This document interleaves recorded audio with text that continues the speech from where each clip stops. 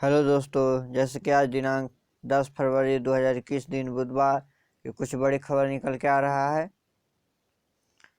Petrol diesel का ताज़ा भाव, सोना चांदी का अपडेट्स, और चैनल पर नए हैं तो लाइक शेयर सब्सक्राइब जरूर करें। IPSO रिजल्ट 2020 एसओ का मुख्य परीक्षा का स्कोर कार्ड जारी। इस डायरेक्ट लिंक से कर सकते हैं download. Institute of banking personal selection ने एसओ परीक्षा की भर्ती परीक्षा की स्कोर कार्ड जारी कर दिया है। यह स्कोर कार्ड आधिकारिक पोर्टल IBPS.in पर जारी किया गया है। ऐसे में जो उम्मीदवार इन परीक्षा के लिए उपस्थित हुए हैं वे IPBS की आधिकारिक साइट IPBS पर अपना स्कोर देख सकते हैं। इसका अलावा चाहे तो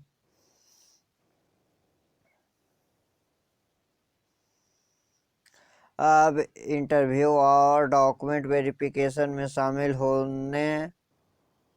होगा। इन भर्ती प्रक्रिया के माध्यम से कुल 647 एसओ पदों पर नियुक्तियां की जाएगी।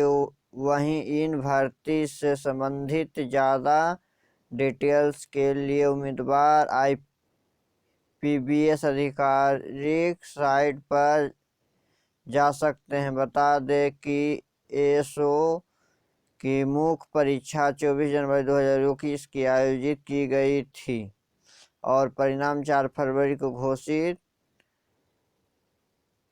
किया गया है। इसके बाद अब स्कोर कार्ड जारी कर दिया गया है। NBRI job notification 2021 national technique research institute में इन पदों पर है नौकरी का मौका। जानने कैसे होगी सिलेक्शन। राष्ट्रीय वनस्पति अनुसंधान संस्था नेशनल बॉटनिकल रिसर्च इंस्टीट्यूट में शामिल senior project associate, project associate सहित अन्य पदों को भरने के लिए नोटिफिकेशन जारी किया है। NBRI इन भर्ती पदों के माध्यम से कुल 52 पदों पर नियुक्तियां करेगी। इन पदों पर उम्मीदवार का सिलेक्शन इंटरव्यू के माध्यम से की जाएगी। ऐसे में इच्छुक और योग्य उम्मीदवार 11 से 15 फरवरी 2021 तक वर्क इन इंटरव्यू में शामिल हो सकते हैं। NU का नाम बदलने पर शिक्षा मंत्री ने लोकसभा में दी यह बड़ी जानकारी। देश के प्रतिष्ठित यूनिवर्सिटी में शुमार जवाहर लाल नेहरू यूनिवर्सिटी का नाम बदलने पर बड़ी अपडेट सामने आई है। इस संबंध में केंद्रीय शिक्षा मंत्री रमेश पोखरियाल निशंक ने लोकसभा में एक सवाल का जवाब देते हुए कहा कि सरकार के पास JNU का नाम बदलने के लेकर कोई प्रस्ताव नहीं है। दरअसल मामले कुछ यूं ही भाजपा महासचिव रवि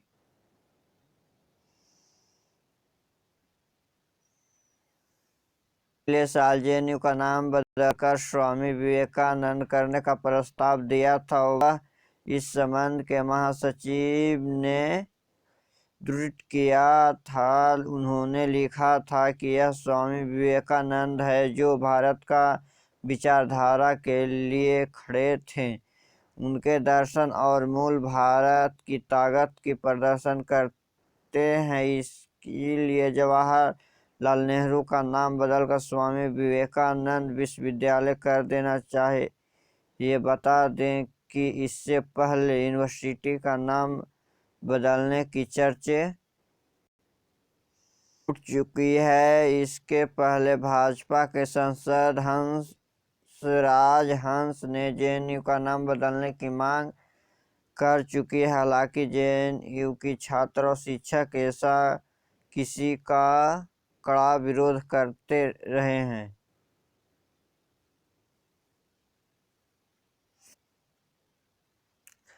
दिल्ली नर्सरी एडमिशन 2021 15 फरवरी के बाद शुरू हो सकती है दाखिल की प्रक्रिया। शिक्षा विभाग ने निजी स्कूलों से मांगी डिटेल।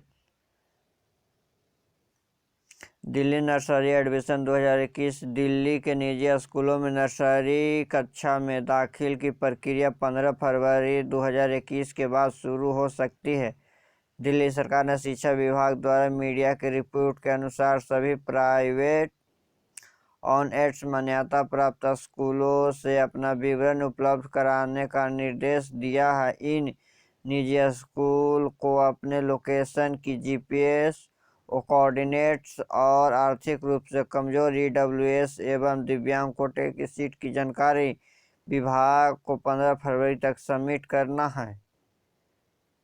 माना जा रहा है कि इन स्कूलों के डाटा कलेक्शन के बाद सभी स्कूलों को इन वर्गों के लिए 25% की आरक्षित सीटों की संख्या के अपडेट लिस्ट किए जाने के साथ ही दिल्ली में नर्सरी एडमिशन की प्रक्रिया शुरू हो सकती है। बता दें कि आमतौर पर दिल्ली में लगभग 1700 निजी स्कूल में नर्सरी कक्षा में एडमिशन के लेकर अधिसूचना शिक्षा निदेशालय DO द्वारा नवंबर में जारी कर दी जाती है। अब नर्सरी में एडमिशन ऑनलाइन फॉर्म दिसंबर में उपलब्ध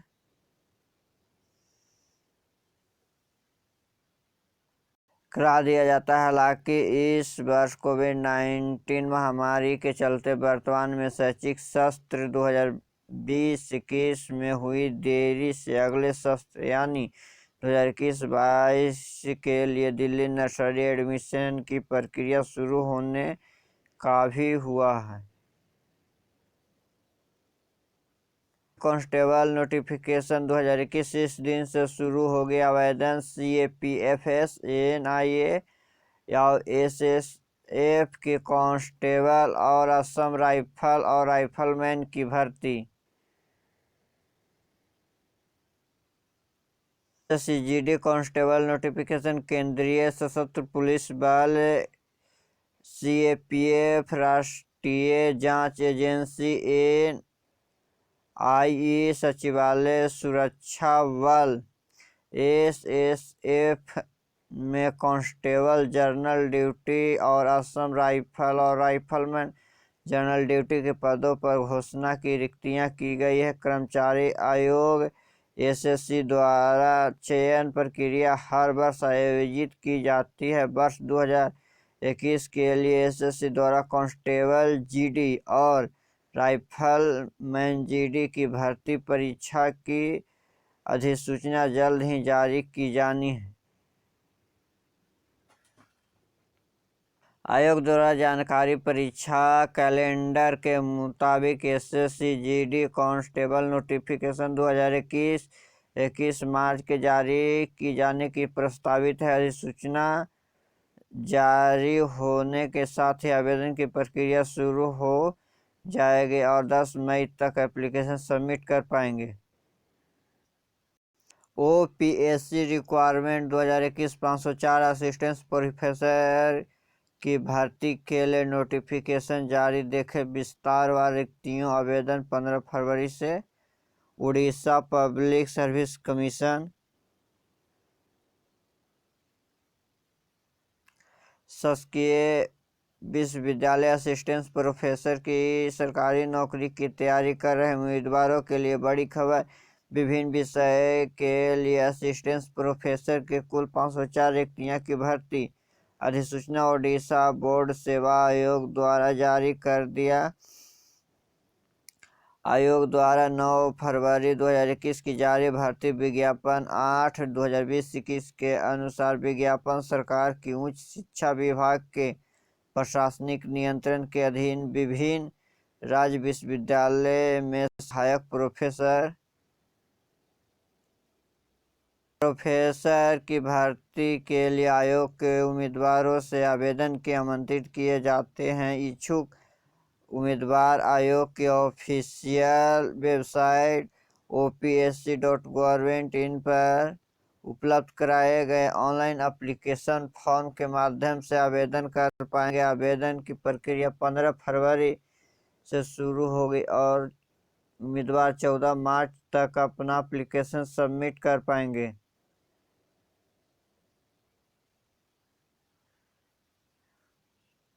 रेलवे रिक्वायरमेंट 2021 रेलवे में शिक्षक भर्ती 2021 टीजीटी, पीजीटी और पीटीआरआई पदों के लिए ईमेल से करें आवेदन 15 फरवरी तक। रेलवे में शिक्षक की सरकारी नौकरी की मौका का इंतजार कर रहे उम्मीदवारों के लिए काम का खबर है। पश्चिम मध्य railway senior secondary school Itarsi में शिक्षकों की संविदा के आधार पर भर्ती के लिए अधिसूचना हाल ही में 1 फरवरी 2021 को जारी की है। रेलवे द्वारा जारी भर्ती अधिसूचना के अनुसार विभिन्न विषयों में ट्रेड ग्रेजुएट टीचर टीजीटी और पोस्ट ग्रेजुएट टीचर पीजीटी समेत प्राइमरी टीचर पीआरटी की कुल 13 रिक्तियों के लिए आयोग उम्मीदवारों से आवेदन आमंत्रित किए जाते हैं। इच्छुक उम्मीदवार पश्चिम रेलवे द्वारा जारी अधिसूचना के साथ दिए गए आवेदन पत्र के माध्यम से अपना आवेदन जमा कर सकते हैं। ईमेल से आवेदन जमा करने की अंतिम तिथि 15 फरवरी 2021। मदरसा हाई कोर्ट रिक्वायरमेंट 2021 मदरसा हाई कोर्ट ने असिस्टेंट प्रोग्राम की पोस्ट पर निकाली भर्तियां। 15 मार्च तक करें आवेदन। अगर आप जॉब की तलाश कर रहे हैं तो आपके लिए यह खबर हो सकती है। Madras high court assistant program भर्ती के लिए नोटिफिकेशन जारी कर दिया है। यह नोटिफिकेशन ahctn.gov.in पर जारी किया गया है। इन पद पर ऑनलाइन आवेदन की प्रक्रिया 15 मार्च से शुरू हुई है और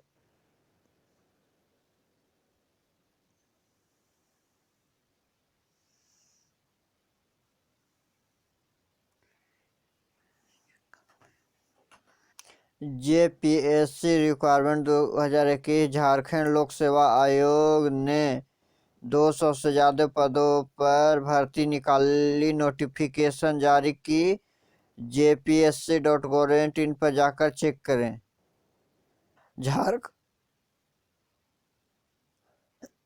झारखंड लोक सेवा आयोग ने विभिन्न पदों पर भर्ती के लिए नोटिफिकेशन जारी किया है। आयोग ने जिन पदों की भर्ती निकाली है उनमें से deputy collector police, sub inspector और junior registrar, assistant registrar, probation officer, assistant director सहित अन्य पदों पर नियुक्तियां की जाएगी। इसके तहत 252 पोस्टों पर भर्ती की नियुक्तियां की जाएगी। ऐसे में इन पदों पर आवेदन की प्रक्रिया 15 फरवरी से शुरू हो रही है और 15 मार्च तक चलेगी। ऐसे में जो उम्मीदवार इन पोस्ट के लिए आवेदन करना चाहते हैं वे इन दौरान आवेदन कर सकते हैं। प्रीलिम परीक्षा 2 मई 2021 की होनी है।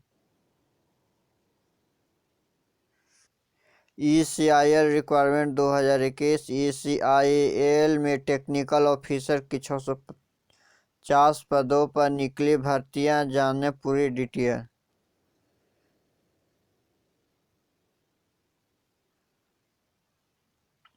Electronics corporation of India limited ने टेक्निकल ऑफिसर की पदों पर भर्ती निकाली है। इसके तहत कुल 650 पदों पर नियुक्तियां की जाएगी। इसके तहत जो उम्मीदवार इन पोस्ट पर आवेदन करना चाहते हैं वे आधिकारिक पोर्टल ECIL.co.in के माध्यम से ऑनलाइन आवेदन कर सकते हैं। Electronics corporation of India limited की ओर से जारी नोटिफिकेशन के अनुसार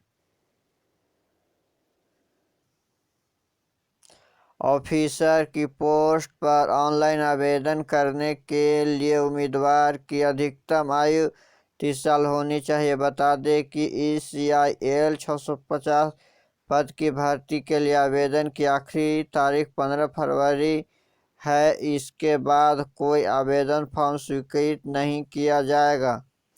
इसके अलावा आवेदन करते वक्त एक और बात का ध्यान दें कि फॉर्म में किसी भी तरह की गड़बड़ी पाई गई तो आवेदन रिजेक्ट करा दिया जाएगा। पूर्व अमेरिकी राष्ट्रपति डोनाल्ड ट्रंप सीनेट की दूसरी महाभिषेक परीक्षा होगी शुरू। पूर्व अमेरिकी राष्ट्रपति डोनाल्ड ट्रंप की दूसरी महाभियोग की मुकदमे की औपचारिक रूप से मंगलवार के स्थानीय समयानुसार सीजेंट में शुरुआत हो गई है। ट्रंप 2 बार महाभियोग लाने वाले इतिहास का एकमात्र अमेरिकी राष्ट्रपति हैं। नेपाल संसद भंग करने के पीएम ओली की फैसला का खिलाफ प्रचंड ने भारत चीन से मांगी मदद।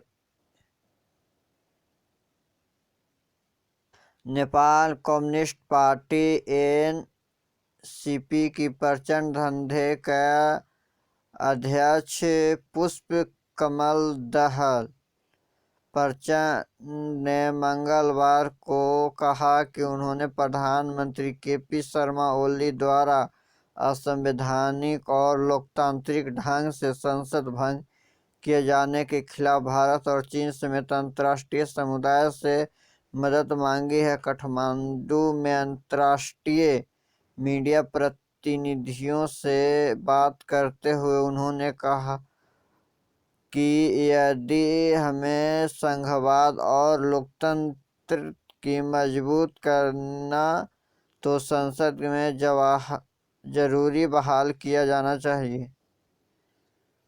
प्रचंड ने कहा कि उनकी गुट अप्रैल और मई में होने वाली चुनाव का बहिष्कार कर सकता है। लोकतांत्रिक और असंवैधानिक चुनाव को कतई स्वीकार नहीं किया जा सकता है। उन्होंने अंतर्राष्ट्रीय बिरादरी से नेपाल की लोकतांत्रिक और संविधान की स्थापना के पक्ष में खड़े होने का आह्वान किया है। प्रचंड ने कहा कि चुनाव में भाग लेने के बारे में अभी फैसला होनी बाकी है, लेकिन उनकी गुट केपी शर्मा ओली की नेतृत्व वाली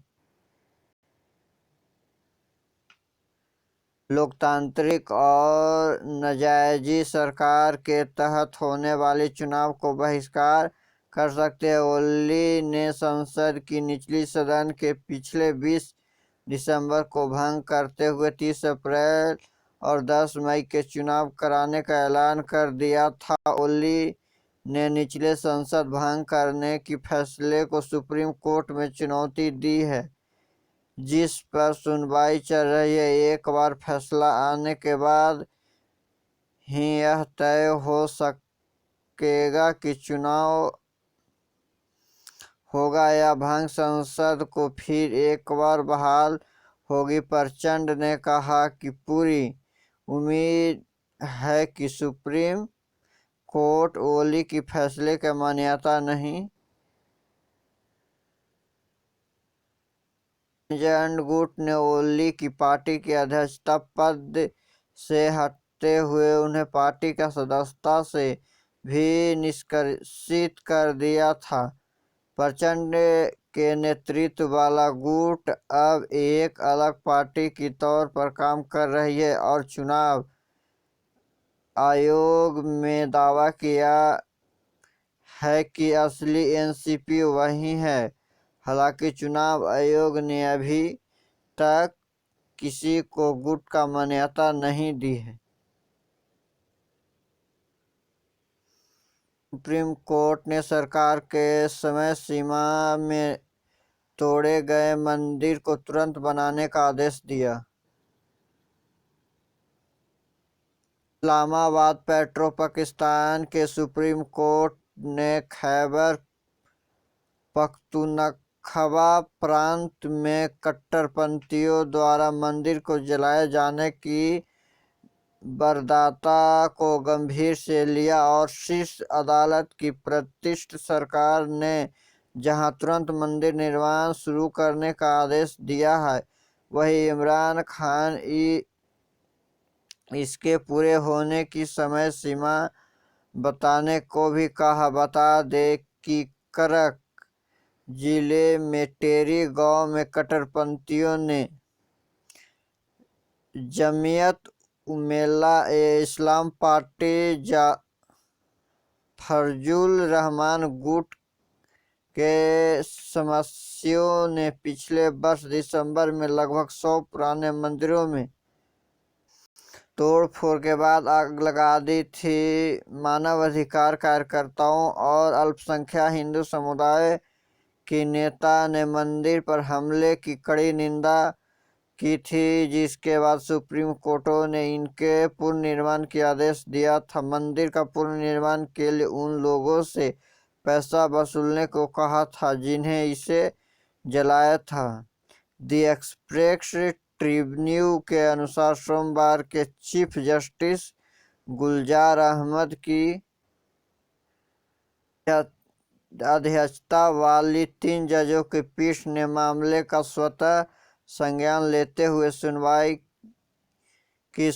के दौरान मुख्य न्यायाधीश ने जानना चाहा कि क्या मंदिर मुद्दे पर किसी तरह की वसूली या गिरफ्तारी हुई है या नहीं। जानकारी में शीर्ष अदालत की प्रतियां सरकार ने मंदिर का पुनर्निर्माण के लिए उन लोगों से पैसा वसूलने को कहा था जिन्होंने उन्हें जलाया था। हिंदू और सिख की धार्मिक स्थलों के रखरखाव के लिए इवैक्यू ट्रस्ट प्रॉपर्टी बोर्ड ईटीपीबी के वकील इमरान चौधरी ने अदालत में बताया कि अब तक किसी तरह की वसूली नहीं हुई है।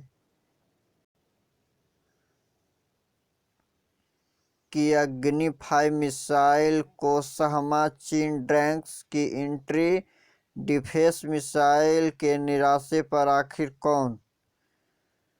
बीजिंग ऑनलाइन डेस्क 3 दिन पूर्व चीन ने एक एंटी डिफेंस मिसाइल का परीक्षण किया था, लेकिन बीजिंग ने इस मिसाइल पर आधिकारिक जानकारी देने से इनकार कर दिया था। उस वक्त चीन के रक्षा विभाग ने कहा कि इन परीक्षण का मकसद किसी खास देश का निशाना बनाना नहीं था, लेकिन चीन सेना ने एक करीबी सूत्रों ने बताया कि मिसाइल परीक्षण का लक्ष्य भारत और चीन की इन एंटी डिफेंस मिसाइल की लक्ष्य भारत के अग्नि 5 को तोड़ के रूप में पेश किया गया। भारत की अग्नि 5 मिसाइल की पहुंच में पूरा चीन, इसलिए भारत की अग्नि 5 मिसाइल चीन के लिए चिंता का विषय। चीन की एंटी डिफेंस मिसाइल भारत की अग्नि 5 की तोड़ के रूप में देख रहा है। अग्नि 5 मिसाइल चीन को क्यों सहमा है, यह क्या अग्नि 5 मिसाइल की खासियत। के अग्नि 5 मिसाइल की खासियत, यह मिसाइल बेहद शक्तिशाली और 5000 किलोमीटर तक मार कर सकती है। यह मिसाइल की लंबी दूरी तक मार करने वाली मिसाइल में से एक है। अग्नि 5 बैलिस्टिक मिसाइल कई हथियारों एक साथ लेकर जाने में सक्षम है। इसे रक्षा अनुसंधान विकास संगठन DRDO ने बनाया है। यह मिसाइल 1.5 टन तक परमाणु हथियार ले जा सकता है। इसकी गति से 24 गुना ज़्यादा है। अग्नि 5 मिसाइल का इस्तेमाल बेहद आसानी से है। देश में किसी भी कोने से इसे तैनात किया जा सकता है, जबकि किसी भी प्लेटफॉर्म से यह युद्ध के दौरान इनकी मदद ली जा सकती है। अग्नि 5 के लॉन्चिंग सिस्टम का कैनिस्टर तकनीक का इस्तेमाल किया जाता है। इसकी वजह से यह मिसाइल को कभी भी बड़ी आसानी से ट्रांसपोर्ट किया जा सकता है। अग्नि 5 मिसाइल की परीक्षण 19 अप्रैल 2012 को किया गया था। इसका दूसरा परीक्षण 15 सितंबर 2013 को किया गया था। मिसाइल की तीसरी परीक्षण 21 जनवरी 2015 को और चौथा परीक्षण 26 दिसंबर 2016 को और पांचवा परीक्षण 18 जनवरी 2018 को किया गया था। यह खास बात यह है कि यह सभी परीक्षण सफल रहे।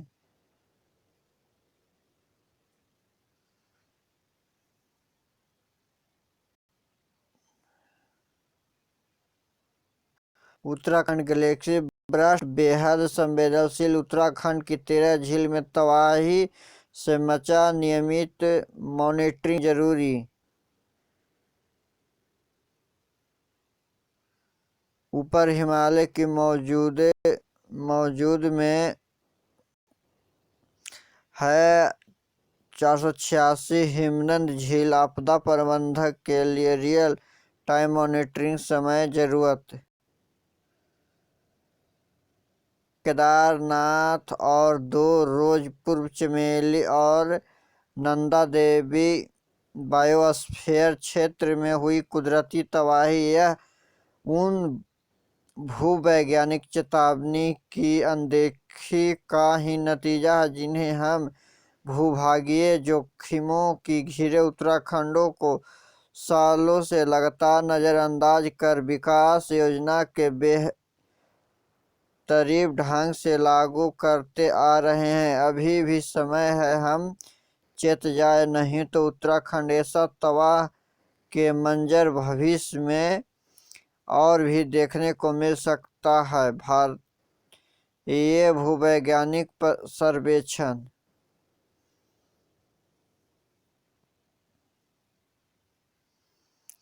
उत्तरी क्षेत्र जीएसआई द्वारा तैनात इंटरवेटिंग के अनुसार उत्तराखंड के ऊपरी हिमालय क्षेत्र में 1, 2 नहीं तमाम भूभागीय खतरे से घिरे 486 ग्लेशियर झील है, जो केदारनाथ त्रासदी के बाद जीएसआई द्वारा तैयार इन्वेंट्री में इन 13 झील की भूभागीय जोखिम का लिहाजा का बेहद संवेदनशील माना गया है।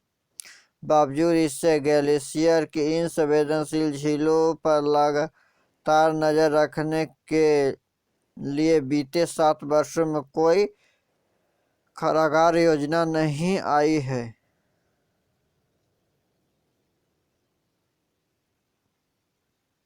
भारत चीन सीमा पर अलग अलग थलग पड़े 13 गांवों तक सेना के जवान ने पैदल चलकर पहुंचाई राशन। जोशीमठ मलारी हाईवे पर ऋषिगंगा में हिमखंड आने से रैनवी गांव में पुल बहने के बाद भारत चीन सीमा के 13 गांव अलग थलग पड़े हुए हैं। देश से कटे इन गांवों को सेना के जवानों ने 6 किलोमीटर पैदल चलकर प्रभावित को राहत सामग्री की वितरित करने रही है। चमेली जिले के नीतिल मलारी हाईवे पर रैली पुल बनने के बाद रैनी लाता जगुजा आगवा पैंगल मुरैना सुगी भगलगांव समेत 13 गांवों की सामग्री अलग थलग पड़े हैं।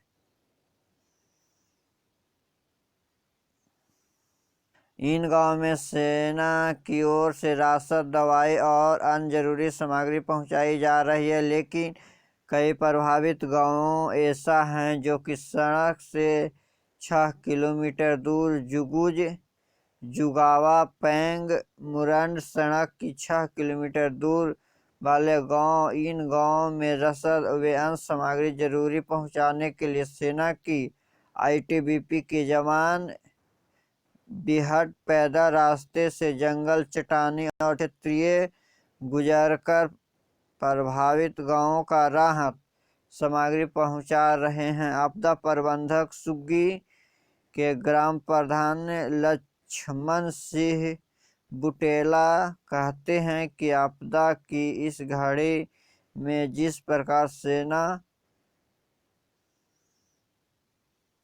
आईटीबीपी के जवान दुर्गति गांव तक पैदल राहत की सामग्री पहुंचा रहे हैं, यह काबिले तारीफ है।